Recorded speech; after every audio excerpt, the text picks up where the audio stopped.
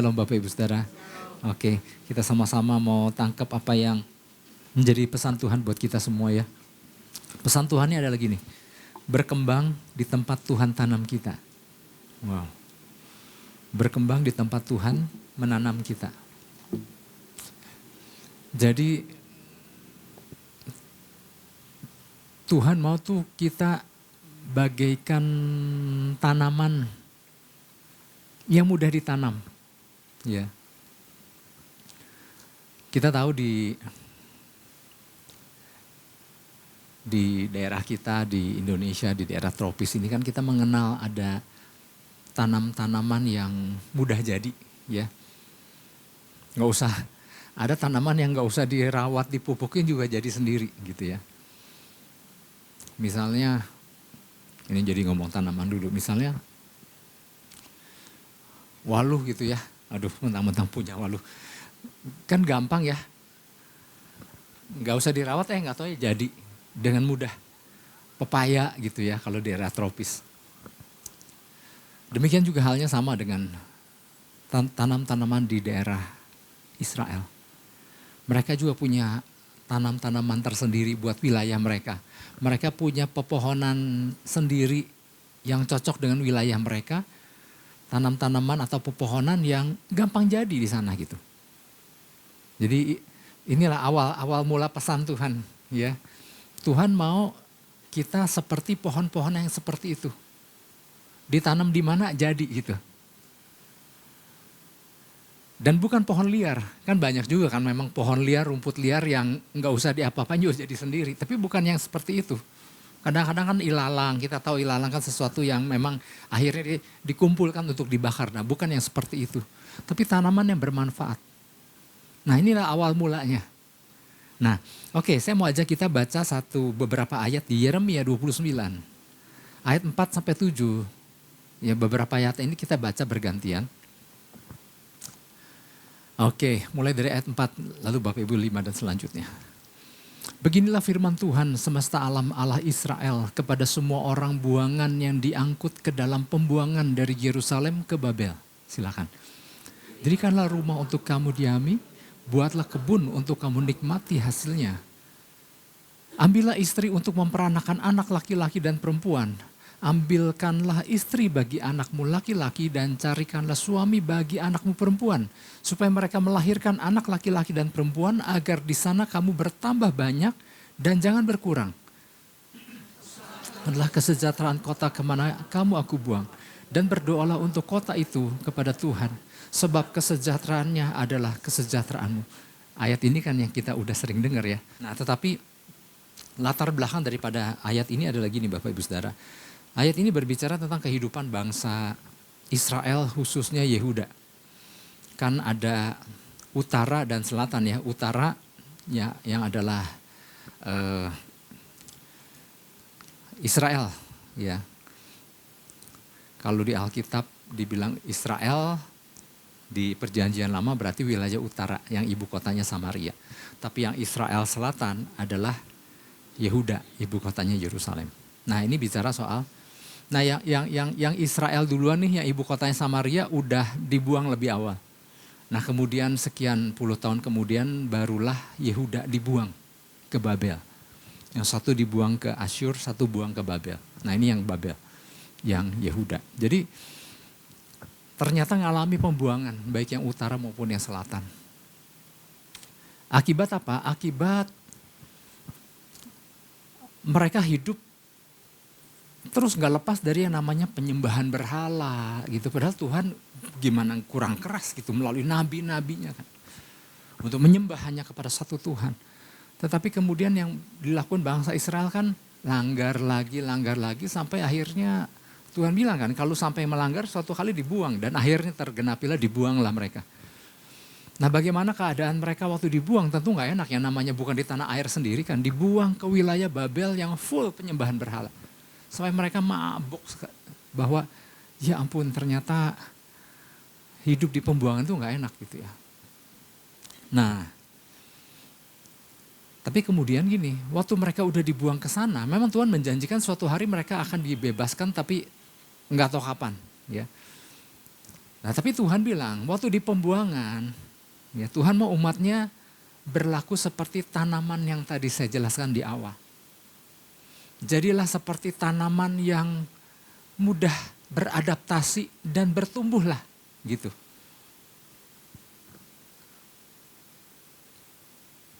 Nah itulah sebabnya makanya ada perintah gini. Yang tadi ya, supaya bangunlah rumah di sana, tanamlah tanaman di situ, dirikanlah rumah untuk kamu diami, buatlah kebun untuk kamu nikmati hasilnya. Ambillah istri. Jadi artinya Tuhan mau di tempat dimanapun Tuhan bawa umatnya, bangun sebuah kehidupan, bertumbuhlah di situ. Jadi sesuatu di situ.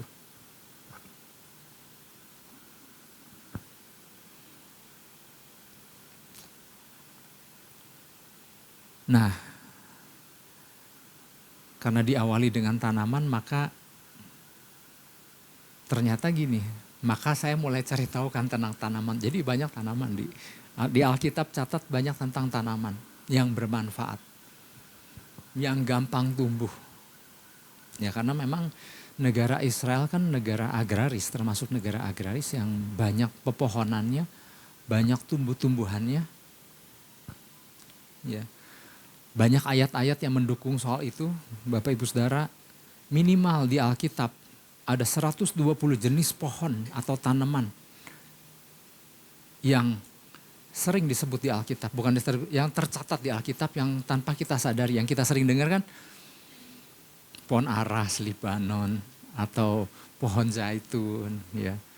Tetapi ternyata kalau kita perhatikan banyak sekali tumbuh-tumbuhan yang memang Tuhan sering pakai contoh tumbuh-tumbuhan itu membuat mereka lebih paham buat mereka yang tinggal di wilayah sana. Ya, dan ada maknanya semua kan. Ada bunga lili gitu ya. Itulah salah satu tanaman atau pepohonan baik tanaman maupun kecil maupun yang besar. Itu ternyata semua punya maknanya. Tapi saya enggak bermaksud untuk menjelaskan satu persatu ya. Tetapi dari sini kita dapat belajar sesuatu bahwa ada minimal 7 spesies yang terkenal yang tumbuh begitu mudah dan begitu subur di wilayah Israel atau di tanah di Timur Tengah sana. Yang sering kita dengar, gandum, jelai, anggur, pohon ara, delima, zaitun, korma. Mau kayak lagi ulangan, kayak lagi ini belajar biologi ya. Ada 7, tadi udah kecatat semua ya. Nah ini adalah pohon-pohon yang terkenal yang sangat mudah tumbuh di sana. Dan semua masing-masing ini punya karakteristik yang unik satu persatu dan menghasilkan buah-buah khusus yang menghasilkan hasil yang luar biasa dan sangat berguna. Ya, gambaran ini adalah gambaran bahwa dimanapun Tuhan bawa kita, apapun keadaan kita, Tuhan mau kita seperti tanaman-tanaman tersebut, dapat mudah tumbuh dan menghasilkan buah yang bermanfaat. Wah, intinya begitu ya. Jadi ini menjadi pesan Tuhan buat kita. Tuhan mau dimanapun kita berada. Keberadaannya harus seperti tanaman atau tumbuhan yang dapat dirasakan keberadaannya. Mengalami pertumbuhan. Ya. Bukan cuma dapat dirasakan keberadaannya. Dirasakan keberadaannya gini, oh tahu ada pohon gitu ya. Tetapi juga mengalami dan dapat dicicipi. Kemudian mengalami pertumbuhan. Dan bermanfaat ya, dicicipi itu bermanfaat. Lalu apa kaitannya dengan pesan yang Tuhan berikan buat kita di awal tahun ini? Ya saya menangkap gini ya.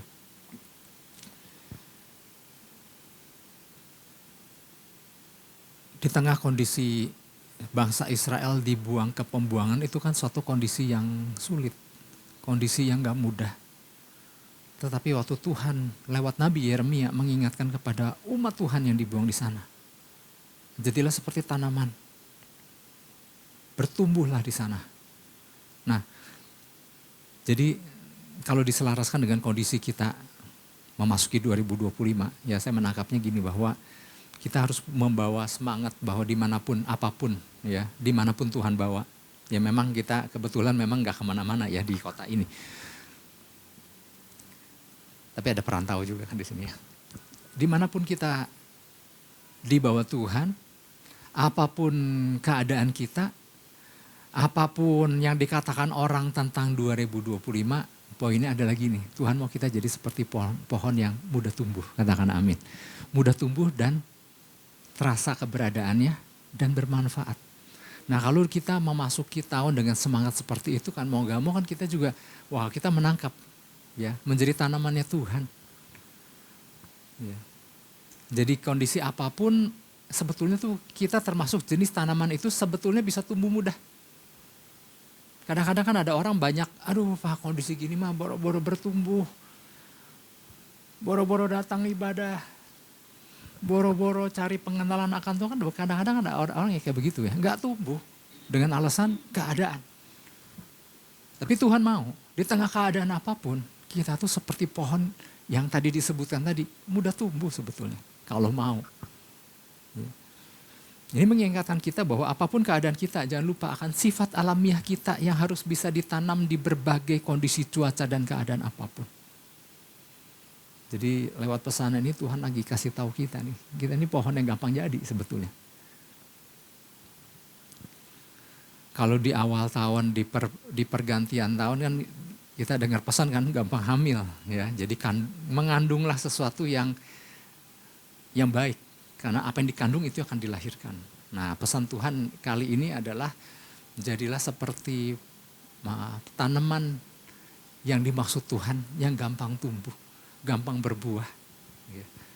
Bukan seperti ada jenis satu pohon ini nggak ada fungsinya namanya benalu. Kita bukan seperti itu. Benalu bikin rugi ya. Di mana benalu nempel maka dia menyedot gizi daripada pohon yang ditempelnya. Tapi kita enggak seperti itu. Kita seperti pohon di mana kita mudah beradaptasi, tumbuh, dan orang menikmati buahnya. Ya, jadi kita tangkap dulu semangatnya ini.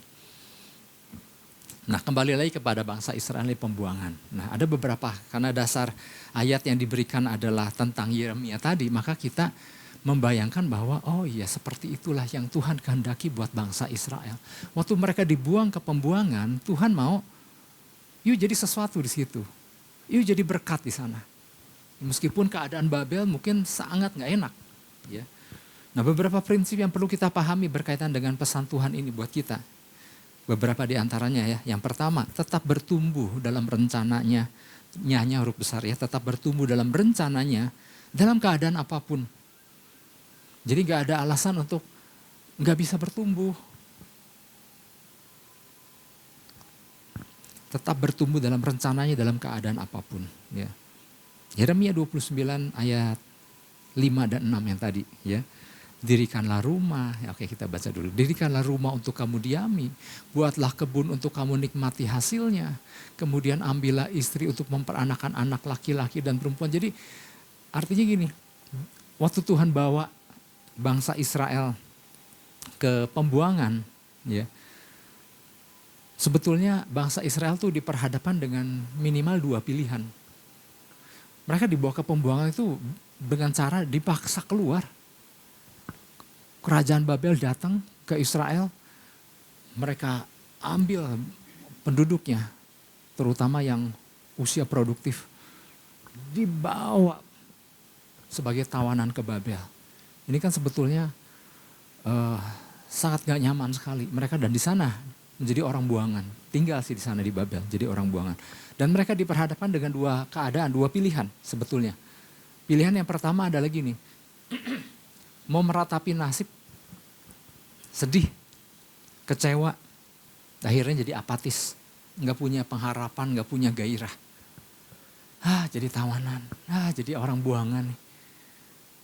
Mereka dibawa sebagai tawanan, tapi waktu di sana ya namanya tinggal mungkin nggak di dalam penjara, tetapi tinggallah di sana di kerajaan Babel, di negeri Babel.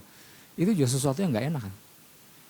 Pilihannya mau meratapi nasib dalam keadaan yang serba berbeda dengan tanah airnya, atau pilihan yang kedua, mulai membangun kehidupan yang baru. Mungkin keadaan serba berbeda, tapi Tuhan bilang, yuk mulai dirikanlah rumah di sana. Mulai bercocok tanamlah di situ. Makanlah dari yang ada di situ. Berumah tanggalah. dan lain-lain. Jadi artinya Tuhan menyuruh pilihan kedua adalah yuk beradaptasi dan hidup di sana. Berakarlah di situ. Dan menjadi banyaklah di sana. Ya. Tapi bukan menjadi tumbuhan liar yang tidak berguna dan gak jelas fungsinya. Nah ini yang Tuhan perintahkan kepada bangsa Israel.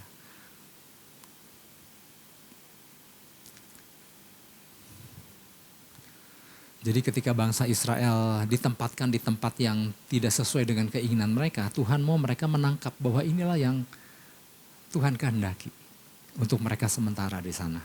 Ya.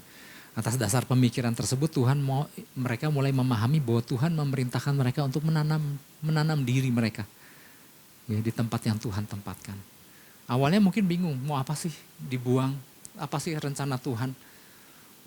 Tapi biar bagaimanapun Tuhan mau melalui Yeremia mereka berpikir bahwa ini adalah bagian daripada rencana Tuhan. Dibuangnya lah kita.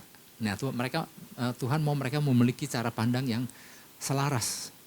Kita dibuang nih, pasti Tuhan punya tujuan. Oleh sebab itu waktu Yeremia nyampaikan pesan, yuk dirikanlah rumah, hiduplah dengan layak, bangun keluarga, bertumbuhlah di sana. Artinya yuk kita harus jadi sesuatu di situ. Ya Tuhan mereka memiliki satu cara pandang yang benar. Bukan yang kemudian hidup dengan terus merenung kenapa jadi begini gitu ya.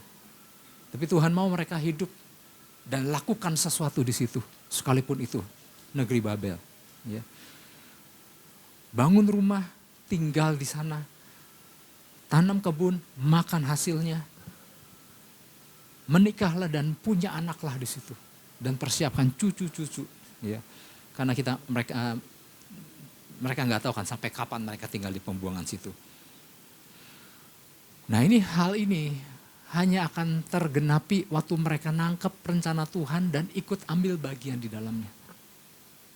Maka jadilah sesuatu. Ya. Tuhan memanggil mereka untuk menanamkan akarnya dalam-dalam di sana. Nah Tuhan mau umat Tuhan menangkap hal itu. Menjalani sebuah kehidupan yang penuh antusias. Nah inilah kita, jadi mindsetnya itu bukan lagi sebagai orang buangan tetapi mereka membawa rencana Tuhan di dalam hidup mereka. Nah orang yang punya mindset nangkep rencana Tuhan dan jadi sesuatu, wah mereka menjalani kehidupan yang berbeda loh. Ada kehidupan yang penuh antusias yang dijalani. Kan tadi ada dua pilihan kan, mau hidup mempersalahkan diri, meratap, gak tahu kapan Tuhan tolong, atau yuk kita jadi sesuatu. Karena waktu Tuhan perintahkan artinya Tuhan akan campur tangan di situ. Nah Tuhan mau kita umatnya menjalani kehidupan yang penuh antusias. Wow. Tuhan nyampaikan pesannya berarti Tuhan campur tangan. Ya. Jadi antusiasme adalah gairah dan semangat yang luar biasa terhadap sesuatu hal. Terhadap suatu tujuan tertentu. Kan ada orang yang menjalani hidup kan gak ada antusias ya. Kesana kayak bahasa Sundanya apa kalau gak ada antusias? Apa? Hari-hari betul. Tapi beda dengan orang yang menjalani hidup yang penuh antusias. Waduh kayaknya bergairah. Ya, ternyata kan kita sering dengar kan antusiasan diambil dari bahasa aslinya entosiasmos. Entosiasmos artinya melakukan sesuatu yang diilhami oleh Allah, oleh Tuhan. Atau juga sering orang menjelaskannya itu berasal dari bahasa Yunani entheos, sama ya entosiasmos sama entheos. Entheos itu di dalam Tuhan. Jadi hanya waktu kita di dalam Tuhan.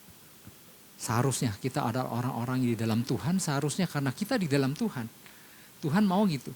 Kita melakukan seperti yang Tuhan inginkan dengan cara Tuhan untuk tujuan Tuhan. Disitulah antusiasme terbangun. Orang yang gak nangkep tujuan Tuhan, menjalani kehidupan yang tadi tuh hari-hari. Gak ada satu gairah. Ya. Dan itu sangat tidak membangun sekitar sama sekali ya. Orang yang nggak ada antusiasnya beda sekali. Ya. Jadi Antusiasme itu bukan sekedar perasaan senang atau gembira seperti umumnya orang, bukan itu. Antusiasme bukan tentang perasaan senang dan gembira. Mungkin tetapi di situ ada unsur senang dan gembira tentunya terlihat kan. Ya, inilah kondisi mental. Antusiasme ada sebetulnya kondisi mental yang lebih dalam, di mana seseorang merasakan ada dorongan kuat untuk terlibat sepenuhnya di dalam suatu kegiatan untuk suatu tujuan yang benar. Jadi antusiasme itu lahir dari dalam karena nangkep apa yang Tuhan kehendaki. Nah, orang yang nangkep ini, maka di dalam menjalani kehidupan tuh punya gairah, punya semangat. Ya. Makanya kan ada istilah gini, anak-anak sekolah yang punya antusiasme terlihat beda waktu mereka melakukan sesuatu dengan anak-anak yang nggak punya antusiasme. Artinya anak-anak yang punya antusiasme mereka nangkep untuk tujuan apa dia sekolah. Dan ada sesuatu yang harus mereka capai. Maka gairahnya kan berbeda. Semangatnya kan berbeda. Mentalitasnya berbeda. Ini sama ya, bukan anak sekolah aja. Siapapun kita, anak-anak Tuhan. Kalau kita nangkep rencana Tuhan dalam kehidupan kita, ada gairah. Kayaknya ada semangat. Ya, ada orang melihatnya juga kayak apa namanya, sumringah, kayak orang Jawa nih, jadi bahasa Jawa nih, kita hari ini banyak belajar. Bahasa Indonesia apa sumringah? Ceria ya. Terlihat, karena apa? Ada gairah, ada semangat. Ya. Makanya Bapak Ibu Saudara, orang yang menjalani hidup dengan antusiasme karena nangkep rencana Tuhan. Mungkin keadaan mungkin lagi kurang begitu enak gitu mungkin ya. Tetapi karena di dalam dirinya terbangun, ya, nangkep maksud Tuhan, maka ternyata gini, orang yang hidup di dalam antusiasme yang dimaksud Tuhan, ini membawa manfaat loh Bapak Ibu Saudara. Ya. Orang yang seperti ini tuh produktif. Selalu, yuk kita lakukan apa nih? Ya, bikin sesuatu, ya, atau lakukan sesuatu dengan gairah. Ya, kreativitas meningkat. Nah, ternyata kesehatan mental terbangun waktu orang memiliki antusiasme dalam kehidupannya. Otomatis ada hubungannya dengan kesehatan. Karena dari dalam timbul semangat, maka yang namanya hormon-hormon yang bagus itu bekerja di situ.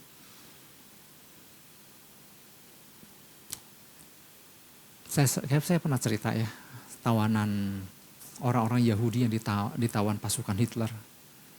Kan dimasukin ke kamp konsentrasi kan. Untuk suatu hari mereka akan entah kapan ya, bisa datang sewaktu-waktu masuk ruang gas dan mati. 6 juta Yahudi meninggalkan di situ. Nah, saya pernah cerita bahwa ternyata banyak tawanan-tawanan Yahudi yang udah meninggal dulu sebelum masuk ruang penyiksaan. Kenapa? Nah, ini diceritakan oleh salah satu yang juga tawanan, tapi yang akhirnya selamat. Dan dia menceritakan, gak sedikit orang Yahudi yang udah mati dulu. Karena gini, hidup gak punya pengharapan. Ya kok jadi gini, meratapi nasib. Kok keadaan kayak begini? Mengeluh, kecewa, gak berpengharapan dan merasa, ya bentar juga mati, ya bentar juga mati. Mati beneran. Jadi banyak yang akhirnya jatuh sakit dan mati akibat kondisinya nggak punya pengharapan. Tapi dia cerita, termasuk dirinya, adalah orang-orang yang tahu nih, pertolongan pasti datang.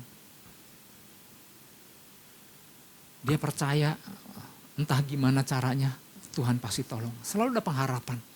Selalu ada pengharapan. Nah, di masa-masa penantian itu, karena dia tahu ada Tuhan yang akan melakukan sesuatu, punya gairah, punya antusiasme. Tapi kan dia tawanan, apa yang dia lakukan? Maka dia mulai melayani para sesama tawanan. Jangan takut, tenang, pasti ada pengharapan, pasti ada pertolongan. Dan dia layani tawanan demi tawanan. Di saat orang yang udah gak berpengharapan mulai pada berjatuhan, dia tetap kondisinya dalam keadaan yang terus semangat dan baik. Sampai akhirnya suatu hari tentara sekutu melepaskan mereka. Dia adalah beberapa dari orang-orang yang masih hidup dalam keadaan sehat. Kenapa? Antusiasme. punya pengharapan, nangkep maksudnya Tuhan. Jadi di tengah kondisi dia juga sesama tawanan, tapi dia bertindak seperti tanaman yang dapat dirasakan. Dia melayani orang-orang yang di sana. Wow, beda ya. Nah, di sini artinya di poin yang pertama inilah tetap bertumbuh dalam rencananya Tuhan di dalam keadaan apapun. Ya.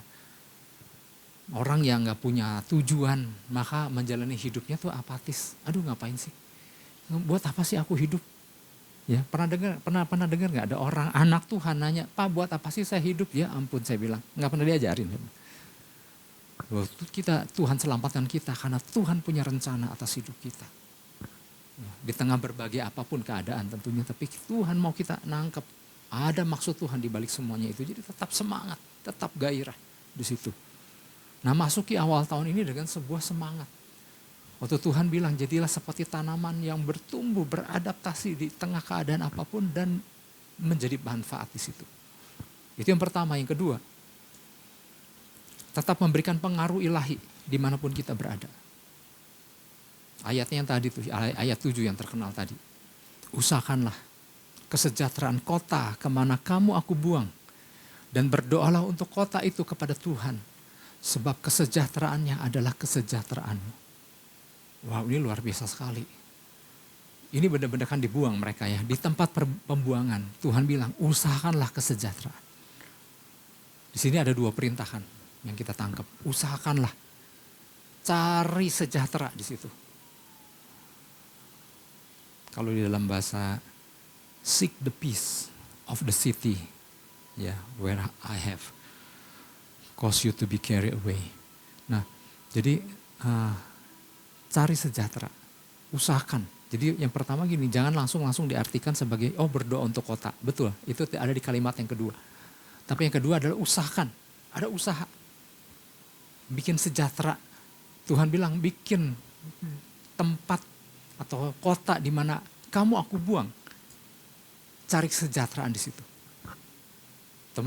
Dan kemudian dilanjut, ada tindakan berdoa untuk kota itu. Jadi bukan cuma sekedar berdoa, tetapi juga melakukan sesuatu untuk menimbulkan sejahtera. Gampang nggak? Mungkin awalnya mereka juga bingung, bangsa Israel. Udah di tempat asing, di tempat pembuangan, harus bikin kesejahteraan buat kota yang bukan kotaku gitu ya. Tetapi itu yang menjadi perintah Tuhan. Karena gini, kalau tempat di mana mereka dibuang sejahtera, kan mereka juga yang menikmati kesejahteraan itu. Nah, kita bersyukur kita bukan di pembuangan Bapak Ibu Saudara. Kita di kota kita. Prinsipnya sama, usahakanlah kesejahteraan. Ya, kota kemana kamu, aku tempati misalnya, kita kan gak dibuang. Dan berdoalah untuk kota itu. Jadi bukan cuma berdoa, tapi minimal adakah kita suka berdoa buat kota kita, buat bangsa kita, supaya bangsa kita sejahtera, supaya kota kita sejahtera, supaya lingkungan di sekitar kita sejahtera, Bapak Ibu. Tapi bukan cuma doa aja, ada usahakan, lakukan sesuatu untuk kesejahteraan.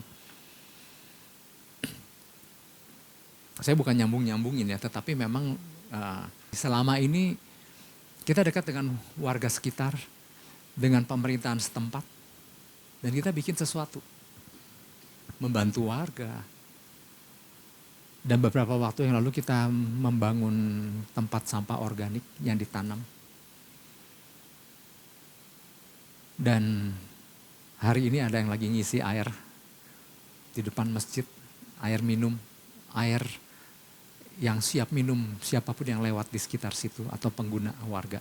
Nah, airnya lagi dikasih obat, nanti dites, nanti belum diresmikan, nanti kita sama-sama ya.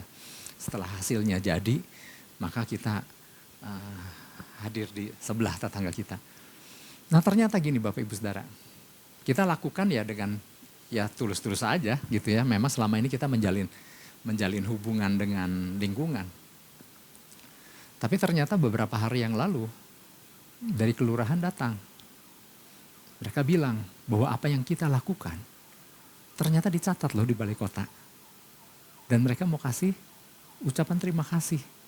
Ya, Buat saya sih, oh gitu, ya puji Tuhan lah gitu ya, karena bukan itu yang dikejar. Tetapi kalau sampai mereka berkata bahwa apa yang kita lakukan selama ini, selama keberadaan kita sini, ternyata sama pemerintah setempat tuh didaftarkan. Mereka mengerjakan ini karena dibantu oleh ini. Mereka mengerjakan ini karena dibantu ini, ternyata catatan nama kita. Ternyata banyak loh. Sampai saya bilang, oh gitu, oh banyak. Ya puji Tuhan lah, ya entahkah nanti mau dikasih dan enggak, bukan itu tujuan utamanya. Tetapi kalau kita enggak dengar dari pihak mereka, kita enggak tahu bahwa oh ternyata mereka juga cukup rapi untuk mendaftarkan apa-apa saja yang warga sekitar lakukan. Gitu.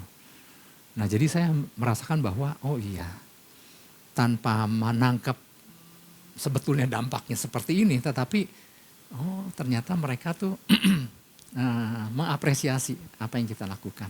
Ya. Ya itu sih Bapak Ibu Saudara, jadi Tuhan mau dimanapun Tuhan tempatkan kita. Nah sekarang kan ini kan baru tempat bersama-sama nih. Nah Tuhan hal yang sama di tempat di mana kita tinggal. Ini bukan lagi penyuluhan di tempat di mana kita tinggal berdampak kepada warga sekitar. Yang saya mau sampaikan gini, udahkah kita menciptakan damai sejahtera? Di sini kan usahakanlah tadi ayatnya apa? Usahakanlah kesejahteraan. Nah sekarang gini, kita bisa bikin kesejahteraan buat warga sekeliling. Bagaimana dengan di tempat di mana kita tinggal?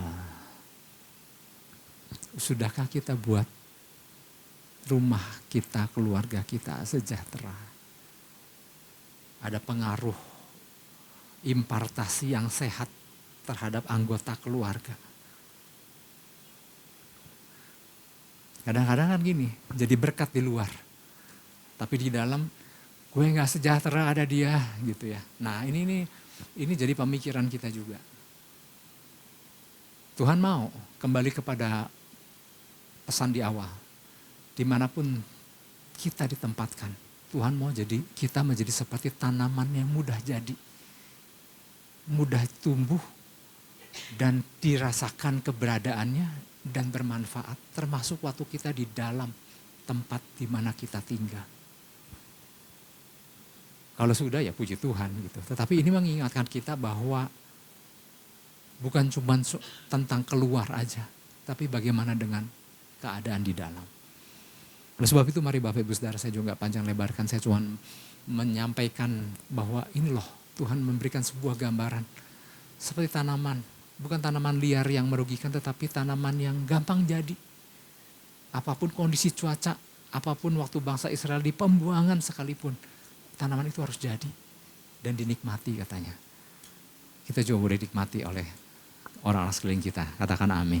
Kita beri tepuk tangan buat Tuhan Yesus.